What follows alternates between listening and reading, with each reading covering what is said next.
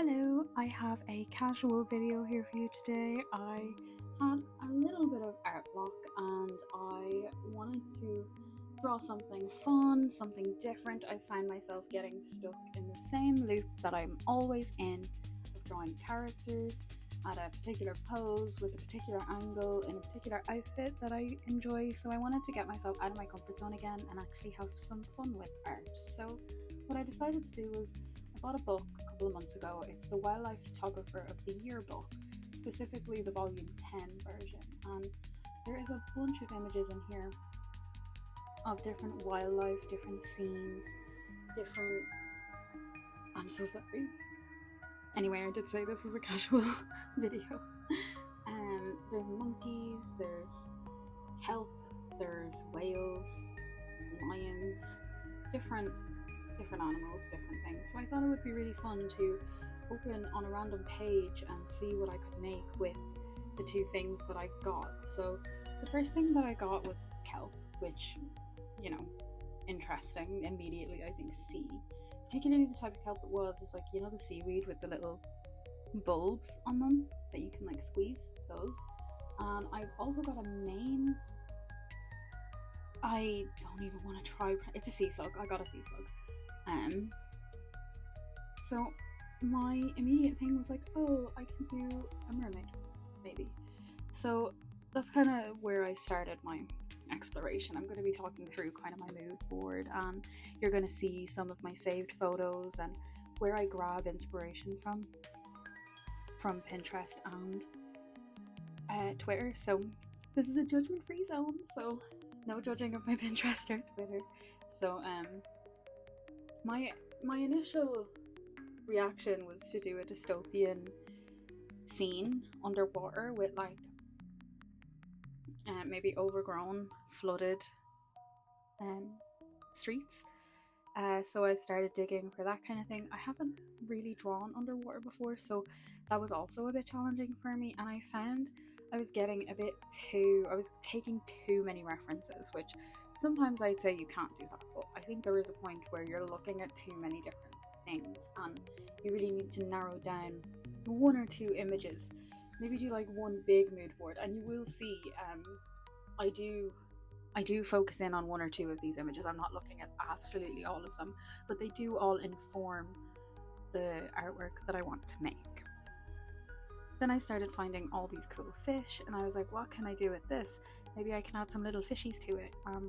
This is what I'm saying. I'm just taking way too... It was a sea slug and kelp, so this is kind of what I'm talking about, where I'm taking way too much reference images and just trying to do too much in general. So right now I'm going to try and organize them all. When I'm organizing my mood board, I usually like to organize them by kind of type. So for this, I'm going to organize them by water, then maybe the sea slug, then the fish. That's kind of the organization going on. I'm doing this in Procreate because I think more people use Procreate, but when I'm doing in mood board, I do usually use Freeflow, which is Freeflow. It's the built-in iPad mood board app, and I really enjoy that. Maybe I'll do another video on it, who knows. So I'm still just organizing my mood board photos here, and what you'll see me do is kind of collage the images together to try and make what I'm picturing in my head. I don't normally combine references in my head, if you know what I mean. Like, I like having the visual in front of me of exactly what I want, so I tend to collage my references together to achieve the look that I want. So that's kind of what you see me doing here. I pick one of the sea pictures I like, and I'll use that as my base for adding all of my other things to. So I was picturing an underwater lake with waterfalls in the background, and then maybe you're looking up at like lily pads on the surface of the water. And that sounds like a simple concept, but just in practice it was too much. I lost the kelp, I lost the sea slug. Here you can kind of see me trying to incorporate the sea slug colours and designs onto my mermaid, but something about it just felt lost. Like, I quite like this stage of the drawing, but the final drawing looks nothing like this. This was like, I feel like I really like this sketch, but I I don't like when I actually tried rendering it out. I just did not enjoy it. I was not vibing. I also didn't feel like it felt like I was underwater. I felt like I was on a regular lake, not an underwater lake. So I do try saving it. I try rendering it out a little bit, but ultimately this is not where the final design will go.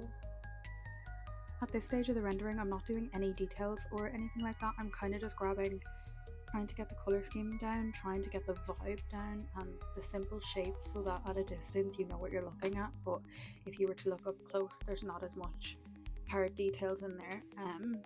So I was kind of exploring different colors, in particular the image on the left hand side, the lily pads with like the pink and the white. I was looking at that and I wanted her skin with the sea slug. It looks kind of translucent, so I was trying to get that through as well. And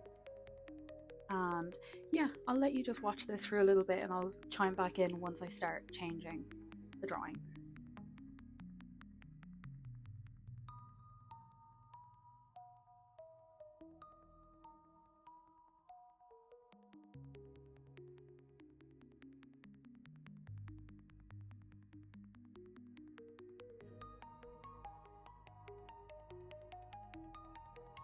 You can really tell I was doing the most to try and save this. I generally like to do an overlay layer and just to help the atmosphere, and then I was trying to go in with light and get those streaks that you normally see underwater, but like girl, it just was not working for me. I was having such an off day.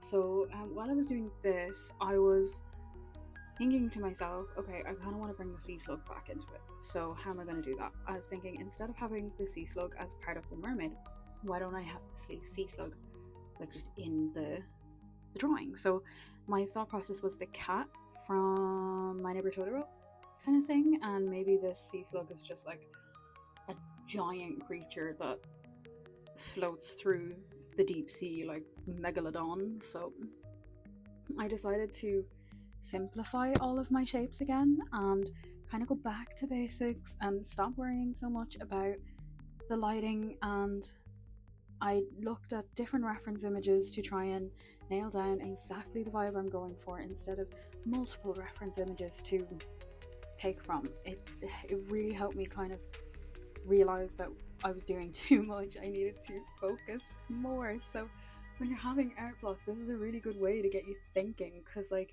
I knew this wasn't going to work, but I was like, I just have to push through it. Now, am I completely 100% happy with how the final artwork came out? No. But did I have fun doing it? Absolutely. Do I feel like I learned anything? Also no. I feel like it doesn't look like it's underwater. I feel like I could have spent more time on it fully rendering it out. But that's also okay. When we have art block, just making any kind of art is progress. So don't be hard on yourself if what you're creating isn't exactly up to standard with your other work.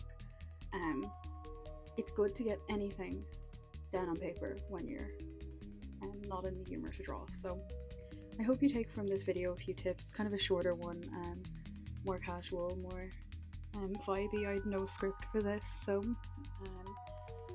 if you're interested in seeing more from me, I try to post every week. Subscribe, like in the description. I have linked my commission page, and I have recently been accepted onto VGen, which I am also hosting commissions on. So let me know what you think of this drawing below and if it gives you any ideas. Thank you for watching. Bye.